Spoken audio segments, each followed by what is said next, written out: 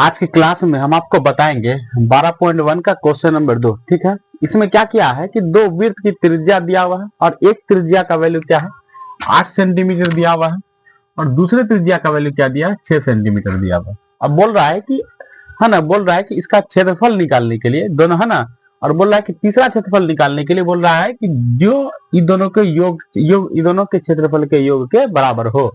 समझिए यहाँ क्या बोल रहा है, उस वृत्त की त्रिज्या क्या है जिसका इन दोनों वृत्तों के क्षेत्रफल के योग के बराबर, यानी कि इसका क्षेत्रफल निकालेंगे और इसका क्षेत्रफल निकालेंगे और दोनों को जोड़ेंगे तो तीसरे वृत्त के क्षेत्रफल के बराबर बोल रहा है पुराने के लिए।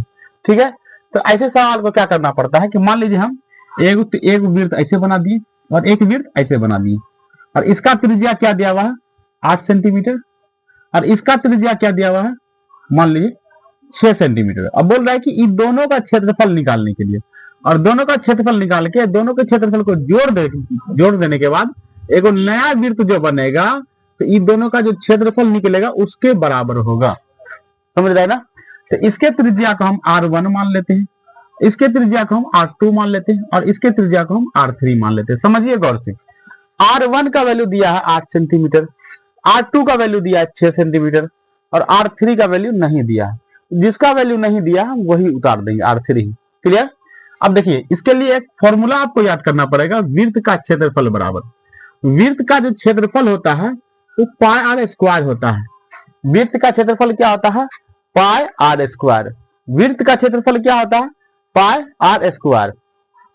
वृत्त का क्षेत्रफल क्या होता है पाई आर स्क्वायर। याद हुआ, वृत्त का क्षेत्रफल क्या होता है पाई आर स्क्वायर। वृत्त का क्षेत्रफल क्या होता है पाई आर स्क्वायर। वृत्त का क्षेत्रफल क्या होता है पाई आर स्क्वायर। याद हो गया।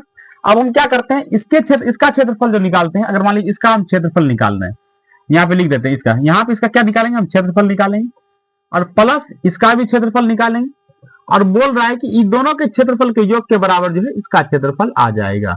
क्लियर, कोई दिक्कत नहीं। इसका जो क्षेत्रफल होगा क्या होगा पाई आर स्क्वायर, क्योंकि हम बताएं, प्लस इसका जो क्षेत्रफल भी होगा तो पाई आर स्क्वायर और ये भी वृत्त के क्षेत्रफल क्या होगा पाई आर स्क्वायर, क्योंकि वृत्त का क्षेत्रफल ही होता है पाई आर स्क्वायर। लेकिन देखिए इसके त्रिज्या को हम R1 माने इसलिए हम यहाँ पे R1 दे दिए, इसके त्रिज्या को हम R2 माने हैं तो यहाँ पे हम R2 दे दिए और इसके त्रिज्या को R3 माने तो यहाँ पे हम R3 दे दिए। यहाँ तक कोई दिक्कत नहीं है। देखिए यहाँ पाई इसमें भी है और पाई इसमें भी है, तो हम पाई को क्या कर लेते हैं कॉमन ले लेते हैं।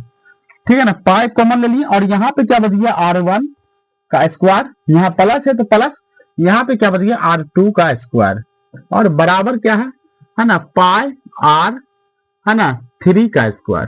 ठीक है, देखिए ये पाई से ये पाई कैंसिल हो गया, कोई दिक्कत यहाँ पे क्या बच गया R1 का स्क्वायर प्लस R2 का स्क्वायर और बराबर क्या बच गया R3 का स्क्वायर। ठीक है, अब देखिए R1 क्या है मेरा 8 है तो यहाँ पे हम दे सकते हैं 8 का स्क्वायर, प्लस है तो प्लस, R2 क्या है मेरा 6 का स्क्वायर और बराबर क्या R3 का स्क्वायर। ठीक है, अगर हम इसका स्क्वायर देखिए यहाँ पे स्क्वायर लगा है, अगर हम ये स्क्वायर हटाएंगे R3 तो इस पे क्या आ जाएगा रूट आ जाएगा। इसको पहले नोट कीजिए,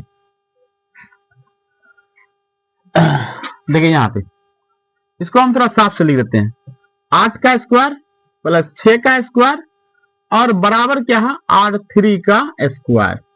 ठीक है, यही को हम उतार दिए। देखिए यहाँ पे देखिए स्क्वायर अगर हटाएंगे तो इस पे रूट आ जाएगा, तो हम यहाँ पे 8 स्क्वायर प्लस 6 स्क्वायर बराबर R3 स्क्वायर हटाए तो सब पे क्या आ गया रूट आ गया।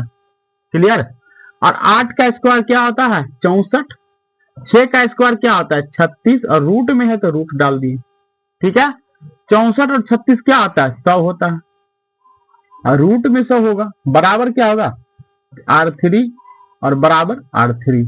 आपको मालूम है कि किसी भी संख्या को रूट से निकालने के लिए क्या करते हैं उसका वर्गमूल निकाला जाता है और 100 का जो वर्गमूल होता है 10 होता है, इसलिए यहाँ R3 यानी कि ये R3 का वैल्यू हमको क्या आ गया 10।